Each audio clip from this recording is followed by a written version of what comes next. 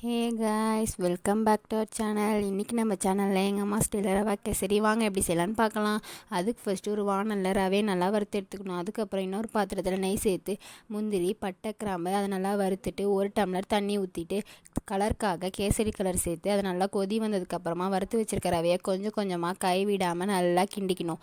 அதுக்கப்புறம் 1/2 டம்ளர் பால் ஊற்றி அதையும் நல்லா கிண்டி மிக்ஸ் பண்ணிவிட்டு தேவையான அளவு சர்க்கரை எடுத்து அதையும் கொஞ்சம் கொஞ்சமாக நம்ம சேர்த்து மிக்ஸ் பண்ணிக்கணும். ஒரே அடியாக சேர்த்தாக்கா எல்லா சைடும் சர்க்கரை போகாது. அதனால் கொஞ்சம் கொஞ்சமாக நம்ம சர்க்கரையை நல்லா சேர்த்து கிண்டுனா சூப்பராக ரவா கேசரி எங்கள் அம்மா ஸ்டைலில் ரெடி ஆயிடுச்சு. உங்களுக்கும் பிடிக்குன்னா மறக்காமல் கமெண்ட்டில் சொல்லுங்கள்.